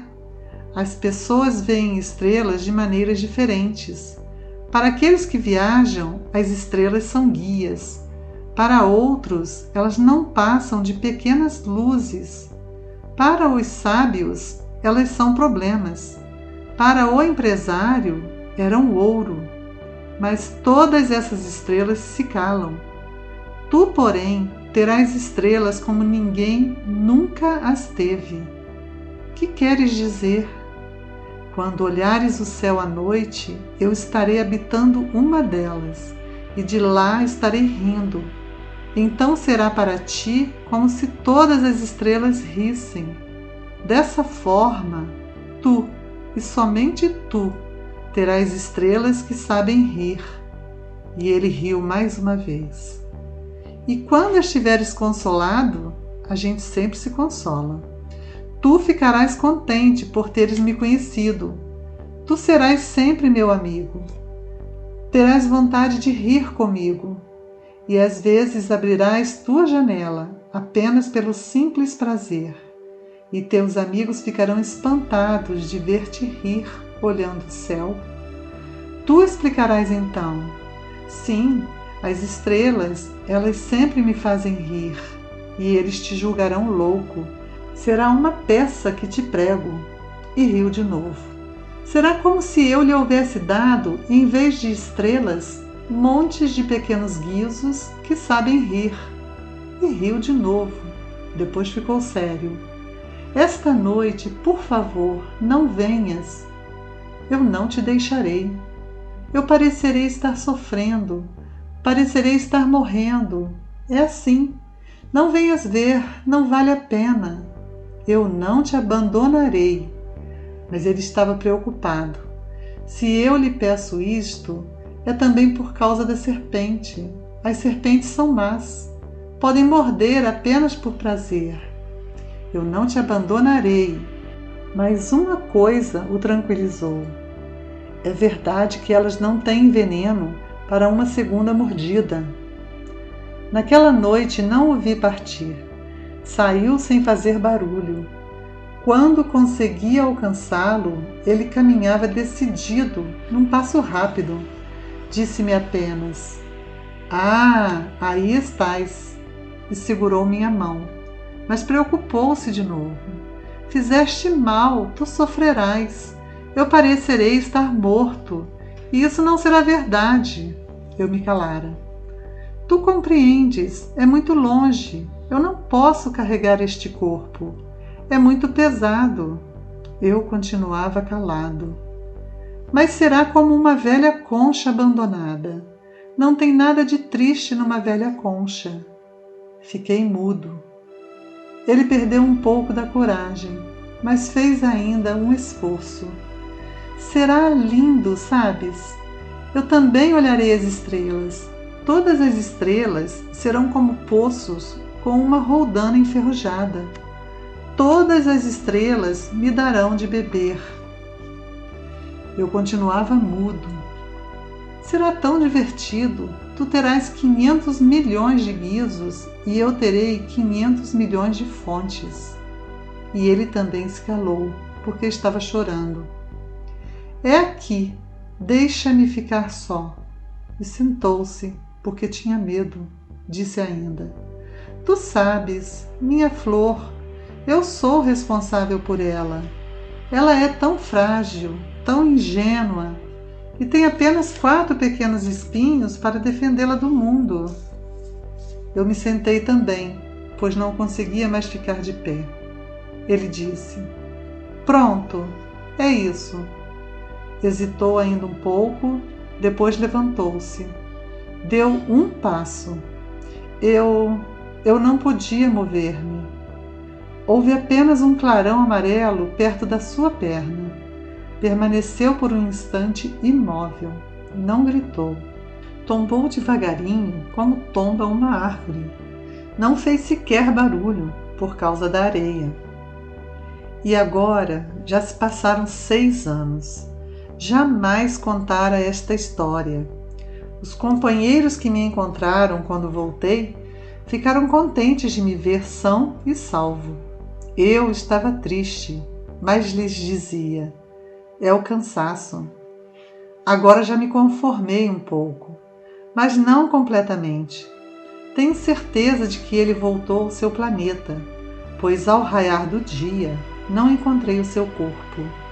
Não era um corpo tão pesado assim. E gosto à noite de escutar as estrelas. É como ouvir 500 milhões de guizos. Mas eis que acontece uma coisa extraordinária.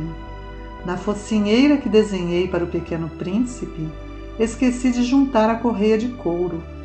Ele não poderá jamais prendê-la no carneiro. E então eu pergunto: o que terá acontecido no seu planeta? Talvez o carneiro tenha comido a flor. Às vezes penso, certamente que não. O príncipezinho guarda sua flor todas as noites na redoma de vidro e vigia atentamente seu carneiro. Então eu me sinto feliz. E todas as estrelas riem docemente. Ou penso, às vezes a gente se distrai e isso basta. Uma noite ele se esqueceu de colocar a redoma de vidro, ou o carneiro saiu de mansinho no meio da noite sem que fosse notado. E todos os guizos então se transformam em lágrimas. Eis aí um grande mistério. Para vocês que também amam o Pequeno Príncipe, como para mim, todo o universo fica diferente se em algum lugar que não sabemos onde, um carneiro que não conhecemos comeu ou não uma rosa. Olhem o céu, perguntem a si mesmos: o carneiro terá ou não comido a flor? E verão como tudo fica diferente. E nenhuma pessoa grande jamais entenderá que isso possa ter tanta importância. O desenho que fiz de 2 curvas representando as areias do deserto e uma estrela no céu é a mais bela e a mais triste paisagem do mundo. É a mesma que desenhei antes, só que aquela tinha o príncipezinho tombando na areia. mas desenhei-a de novo para mostrá-la bem, desta vez sem o príncipe. Foi aqui que o pequeno príncipe apareceu na terra e depois desapareceu. Guardem bem esta paisagem para que estejam certos de reconhecê-la, se viajarem um dia pela África através do deserto. E se passarem por ali, eu lhes peço que não tenham pressa e esperem um pouco bem debaixo da estrela. Se de repente um menino vem ao encontro de vocês, se ele ri, se tem cabelos dourados, se não responde quando é perguntado, adivinharão quem ele é. Façam-me então um favor. Não me deixem tão triste. Escrevam-me depressa dizendo que ele voltou.